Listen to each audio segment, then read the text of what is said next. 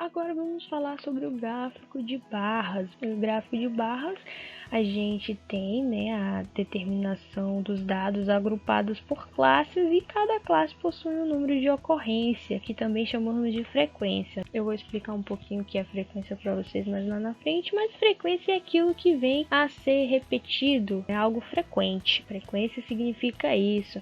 Então, nesse caso do gráfico aqui do exemplo, eu tenho venda de animais e a Joana aparece com um 6 aqui, né? 6 vendas de animais, ou seja, 6 vezes a Joana foi ao caixa dizer, olha, eu fiz tal venda, né? Em uma hora, aí depois passou algumas horas e a Joana voltou falando, olha, eu fiz outra venda. Então, ela foi frequentemente, ela foi 6 vezes no caixa dar baixa da venda dela.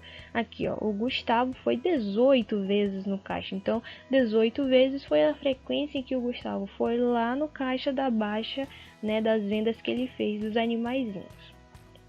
Né? Então, o gráfico de barras ele é bem parecido com o gráfico de coluna, só que ele vem, né, na horizontal aqui e os meus dados, né, vêm distribuídos desta maneira aqui. Então tá, a gente vai para o exemplo 4 agora, meu gráfico de barras, tá aqui. Meu gráfico de barras vem trazendo aqui horas de estudo por dia dos irmãos Silva.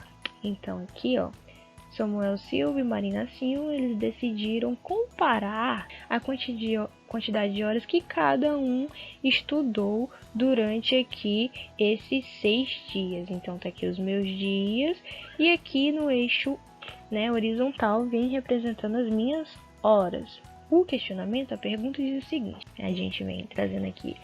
Os irmãos Silva decidiram comparar as horas de estudos que cada um se dedicou durante 6 dias. Depois de analisar o gráfico ao lado, responda.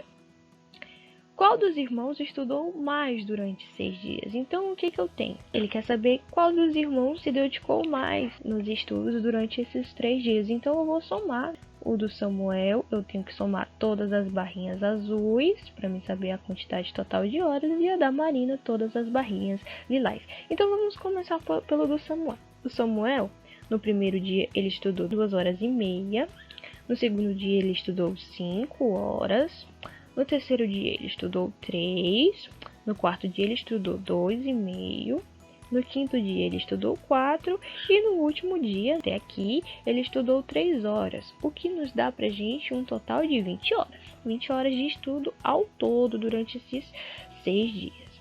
E a Marina? Quanto será que ela se dedicou aos estudos? Vamos somar? Então, eu tenho aqui a Marina, no primeiro dia estudou 3, no segundo dia ela estudou 2 horas, né? No terceiro dia ela estudou 3 horas e meia, no quarto dia ela estudou mais 2 horas e meia, no quinto dia ela estudou 4 horas e no sexto dia ela estudou 2 horas. Fazendo a continha, 3 mais 2, 5, 3,5 mais 2,5 dá 6, mais 4 mais 2. Então, eu tenho 17 horas. Então, entre os dois irmãos, quem estudou mais foi o Samuel, nesse caso, né, com 20 horas de estudos aí durante esses 6 dias.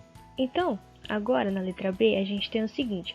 Somando as horas estudadas pelos dois irmãos, qual foi o dia que teve mais horas de estudo? Ou seja, se fosse individualmente, a gente diria, olha, o segundo dia teve mais horas de estudo porque o Samuel, né, estudou aí 5 horas nesse dia 2. Só que ele está pedindo a soma, as horas estudadas pelos dois irmãos. Então, aqui eu tenho 2,5 mais 3 dá 5,5.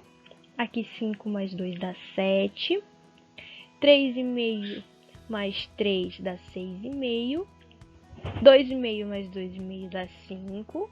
4 mais 4 dá 8. E 3 mais 2, né, dá 5 de novo. Então, eu tenho que o dia, né, que teve mais horas de estudo somando a hora do Samuel mais a da Marina, foi o dia 5 com 8 horas de estudo. Então, a minha resposta, no caso Samuel, para a letra A com 20 horas de estudo e na letra B o dia 5 com 8 horas de estudo aí somado pelos dois irmãos.